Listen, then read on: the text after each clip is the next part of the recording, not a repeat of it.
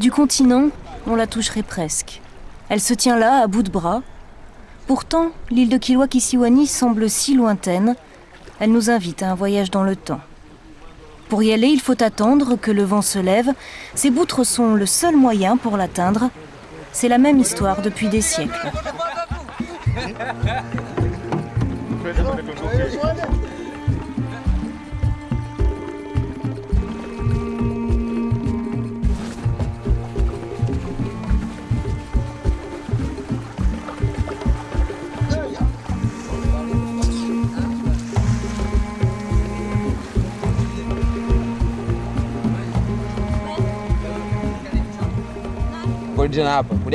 C'est moi le capitaine de ce boutre. J'ai commencé ce métier il y a 6 ans maintenant.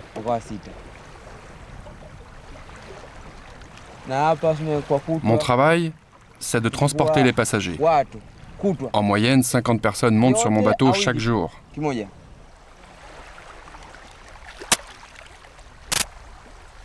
À peine une demi-heure plus tard, Idia Youssouf, le capitaine, abaisse la voile pour débarquer les passagers.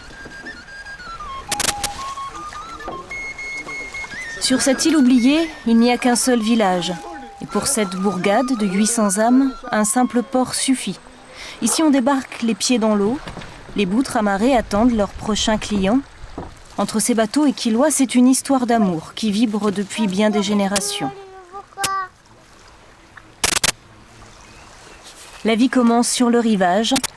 Hakim sait depuis toujours comment prendre soin de son bateau. C'est sa seule richesse, son unique moyen de subsistance.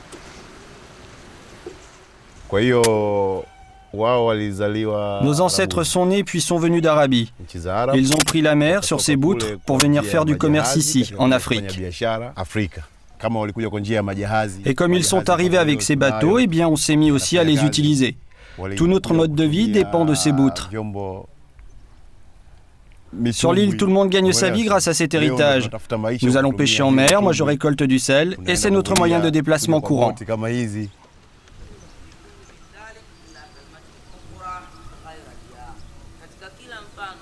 Mais si tout le monde sur l'île vit de l'océan, certains habitants n'ont pas le pied marin. Sur une plage dissimulée de Kilwa, c'est à un genre de pêche bien particulier qu'on se prépare.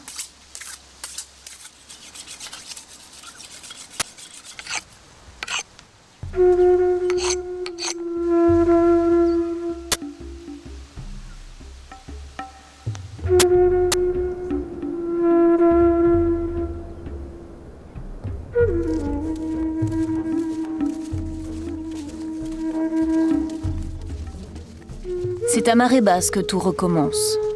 À chaque fois, il faut marcher sur des kilomètres, s'approcher au plus près de la barrière de corail pour trouver le bon filon.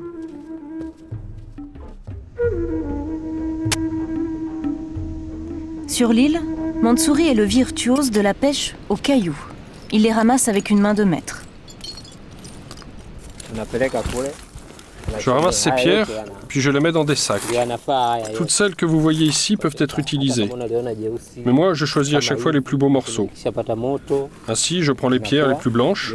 Ce sont celles qui donnent le meilleur résultat. C'est un travail très dur. Je n'ai pas vraiment choisi. En fait, je n'ai pas trouvé mieux ailleurs. Mais bon, comme je fais ça depuis des années, j'ai de l'expérience maintenant et une bonne réputation.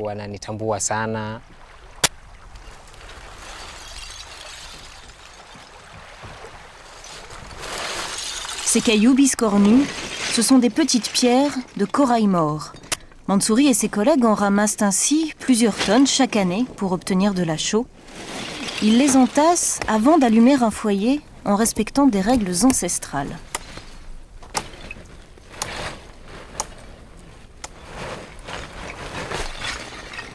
Ce métier, je l'ai appris grâce aux anciens.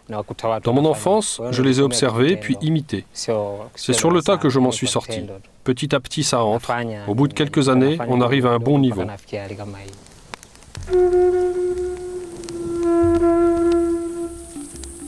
Ce brasier enverra des signaux de fumée pendant 3 jours et 3 nuits, indiquant aux villageois que l'heure des constructions a sonné. C'est le moment pour Mansouri de s'éclipser.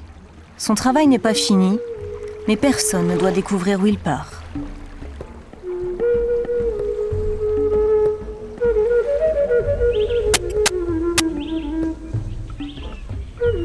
Au village, on attend impatiemment le retour des pêcheurs de pierre. À Kilwa, ces petits cailloux rythment la vie de l'île.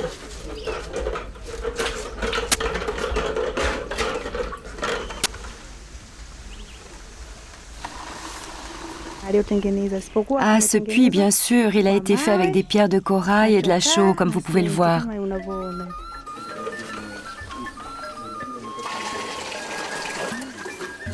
Dans cette île pauvre et isolée, les villageois ne peuvent compter que sur eux-mêmes. C'est l'océan qui leur donne un abri, des puits aux maisons, tout au village naît du corail. Les petites pierres brutes forment les briques, la poudre de corail sert de chaux, et certains un peu plus riches en tirent même de la peinture.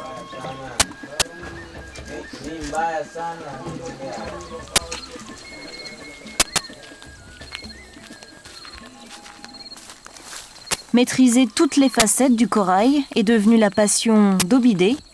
Sa maison, il l'a construite de ses propres mains. Regardez ma maison, j'ai pu la construire à l'aide de pierres de corail et de chaux de corail. J'ai pris cette terre et la chaux, j'ai mis de l'eau, puis j'ai mélangé le tout. Après, j'ai pris des pierres, je les ai placées comme ceci, et puis j'ai utilisé le mélange pour faire tenir le tout.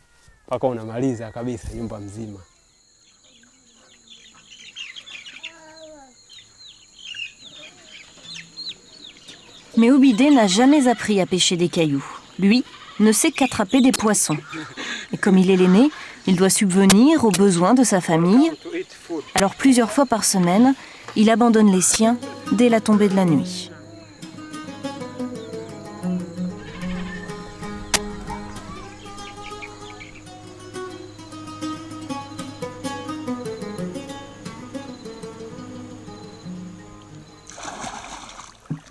Allez, tirez, tirez! Si ça vient, venez par ici. Allez vers Nawazi!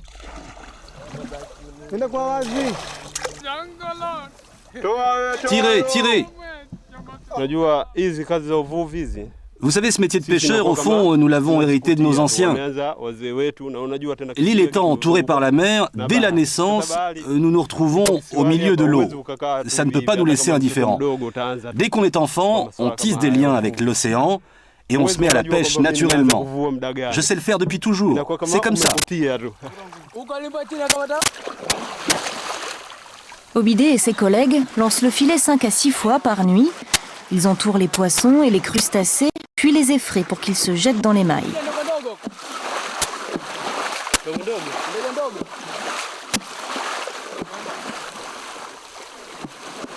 Parfois, ils font assez de prises pour vendre leur pêche au marché, mais la plupart du temps, ces poissons leur permettent tout juste d'améliorer leur quotidien.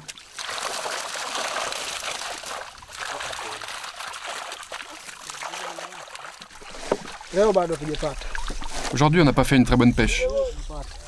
Mais on ne désespère pas, on va continuer.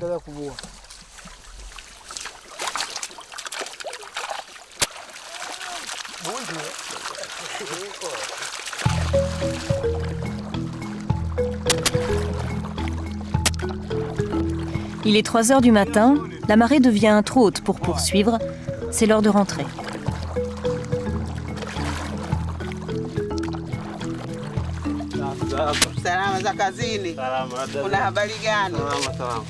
De la petite pêche pour manger, des pierres de corail pour construire des maisons. Si la mer permet à Obidé et sa famille de vivre, le quotidien n'est pas facile. Sa vieille maman voulait presque à cet océan de ne pas être assez généreux avec ses enfants. Jusqu'à ce jour où Obidé est revenu avec une nouvelle incroyable. Oh oui, moi je sais que j'ai de la chance. Mon fils apprend un nouveau métier. Il a un vrai travail à présent. Il peut nous aider comme ça. Et je n'ai qu'un seul désir, qu'il apprenne encore plus, qu'il devienne encore plus qualifié. C'est aussi dans mon intérêt. S'il gagne mieux sa vie, eh bien moi aussi.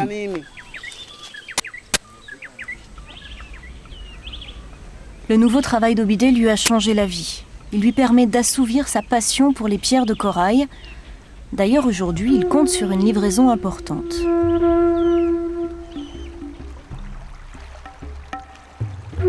C'est Mansouri, le roi des pêcheurs de cailloux à Kilwa, qui va lui fournir la marchandise désirée.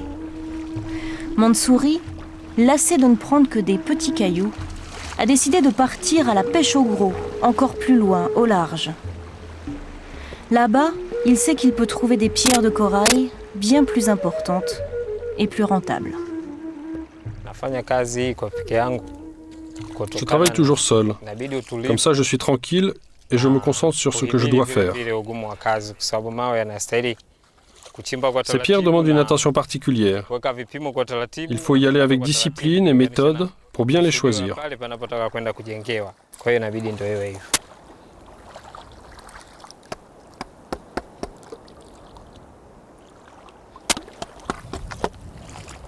À Kilwa, on les appelle aussi les pierres salées.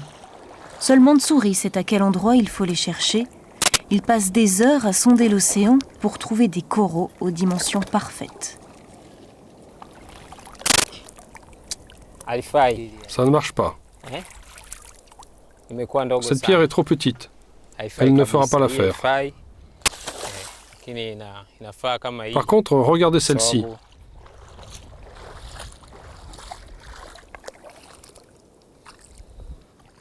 Elle est plus grosse, plus épaisse.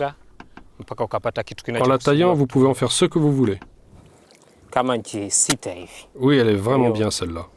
Elle n'a pas de défaut. Il n'y a pas de crevasse. Elle n'est pas poreuse. Je vais la prendre.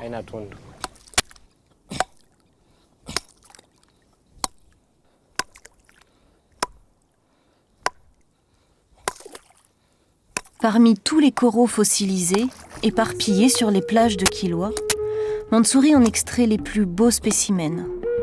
Il faut faire vite, avant que la marée ne monte et les recouvre à nouveau.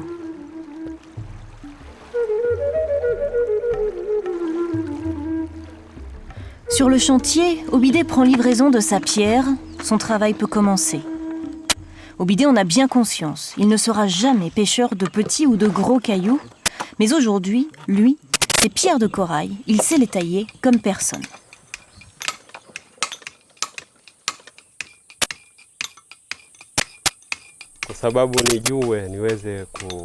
Si je taille les pierres de corail, c'est pour apprendre à bien faire de la restauration.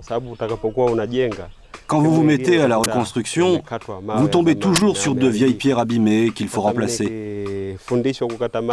Donc si je maîtrise la technique, je n'aurai pas de problème pour les tailler et les fixer là où il faut.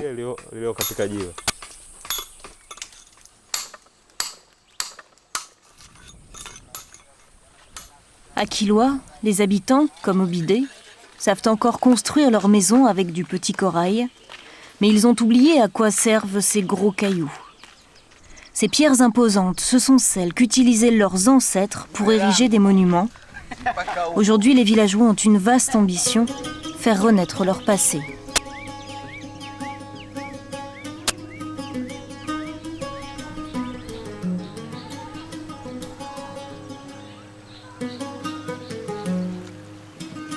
Car sur cette île se dressent des vestiges parmi les plus anciens d'Afrique de l'Est. Des œuvres historiques insoupçonnées, désormais classées au patrimoine mondial de l'UNESCO. Ici s'élève la plus grande et la plus vieille mosquée swahili du continent. C'est encore sur cette île que l'on retrouve les restes du palais le plus original de cette partie du monde. Pendant longtemps, personne ne s'en est souvenu.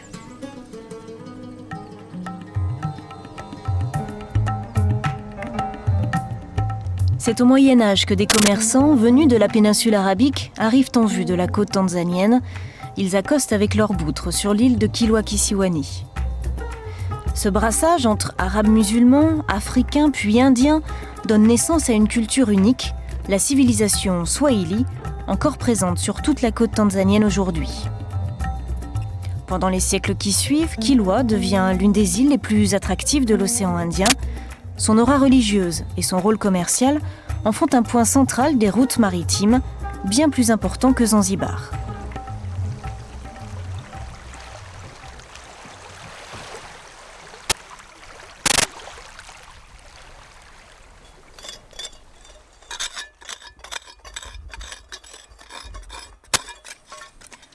Pour faire rejaillir son passé enfoui, la Tanzanie a demandé l'aide de la France, forte de son expérience en conservation du patrimoine.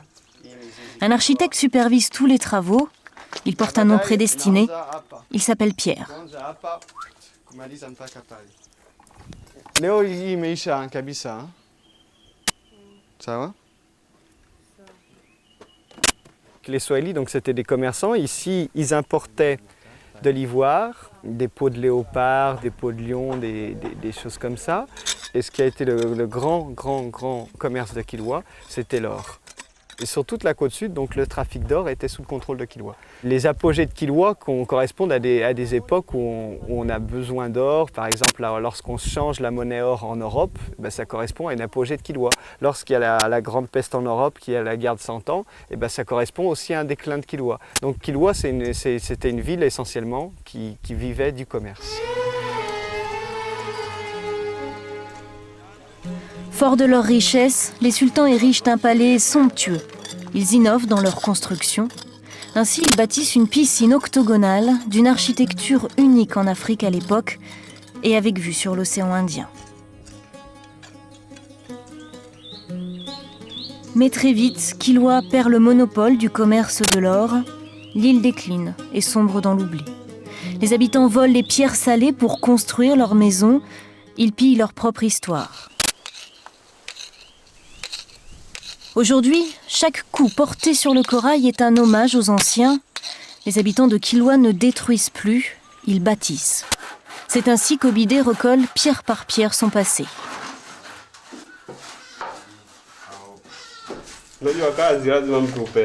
Ah oui, j'adore ce travail. Bien sûr, il me rapporte de l'argent, mais ce n'est pas tout. Il est très important aussi. Regardez cette mosquée par exemple. La restaurer est une excellente chose. Je pense qu'il était indispensable de la réhabiliter. Ça revient à lui donner une nouvelle vie. Avant ces travaux, elle était brinque-ballante, elle dégringolait. Eh bien, on s'est mobilisé et on l'a réparée. Bien sûr, c'est dans l'intérêt bien compris de la Tanzanie, mais aussi de Kilwa Kisiwani.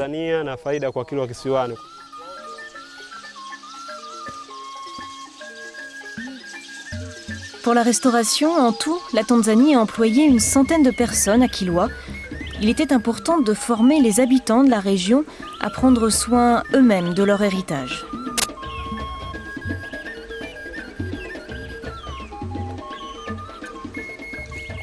Mariamou fait partie des tout premiers ouvriers embauchés. Elle travaille ici depuis 2 ans. Pour elle, ce chantier était un moyen d'acquérir son indépendance. J'aime bien ce que je fais. Ce travail me plaît. Ça me motive d'apprendre le métier d'artisan maçon. Je veux savoir bien le faire. J'en ai besoin.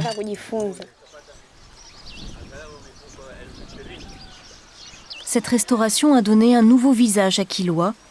Le village a enfin repris sa place sur la carte de la Tanzanie. Des jeunes ont pu trouver un emploi stable sur l'île. Ainsi, à 30 ans passés, Mariamou a pu imaginer offrir un avenir meilleur à ses 2 enfants.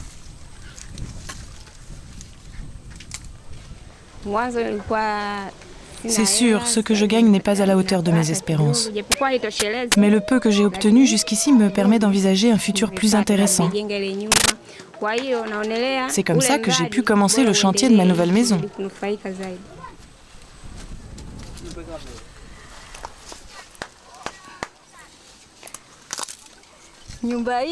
Qu'est-ce que je serai contente quand cette baraque sera terminée.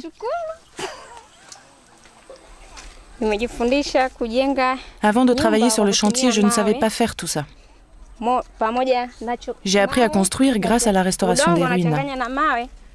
Maintenant, je sais me servir des pierres, de la chaux et de la terre. Pour dire vrai, ce type de travail ne doit surtout pas être réservé aux hommes. Il nous incombe aussi à nous les femmes de faire les mêmes activités. On peut tout à fait y arriver. Je veux savoir construire et je me sens même tout à fait capable d'aller pêcher en mer.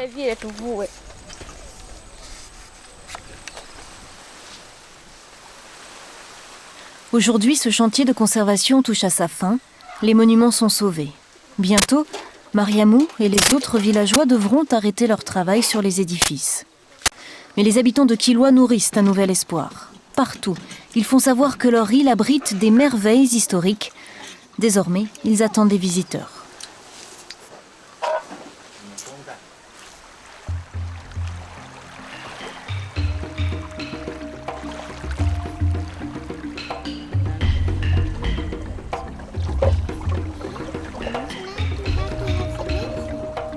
Saïdi a vite compris la chance qui s'offrait à lui. Dans l'espoir de cet essor touristique, il s'est formé à l'école des guides, puis il a appris l'anglais tout seul pour être capable d'accompagner les visiteurs étrangers sur l'île. So that mosque was special for Friday. Yes. And the name of that mosque is Friday Mosque. Okay. Yeah. I'm going to show you. Okay. And were they known as being very... No.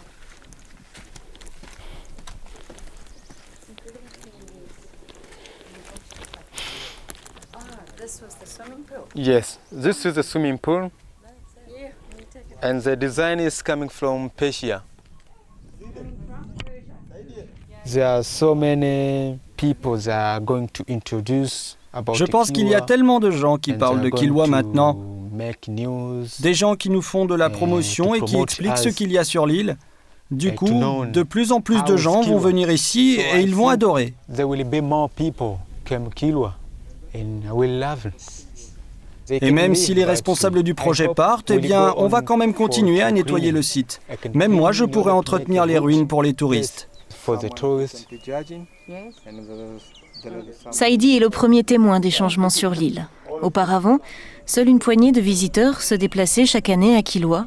Ce sont désormais plusieurs centaines de touristes par an qui visitent les ruines.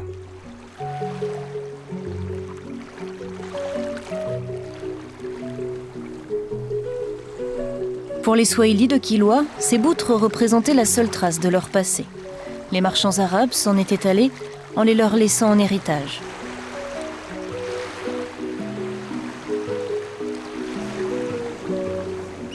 Grâce à leur travail sur les monuments, les habitants redécouvrent aujourd'hui leur histoire et s'enrichissent de ces vestiges.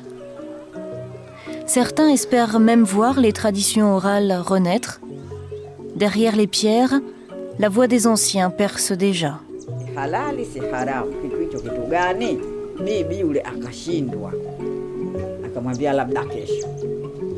La vieille conteuse du village murmure à nouveau ses légendes, remplies de rêves et de sultans, d'espoir et de princesses, de boutres et d'océans. Écoutez, écoutez. Il était une fois un sultan qui n'avait pas d'enfant. Il a fait un vœu. Si j'ai un enfant, je ne le gronderai pas. Je ne ferai que l'adorer. Puis, il eut un garçon qui entama un voyage.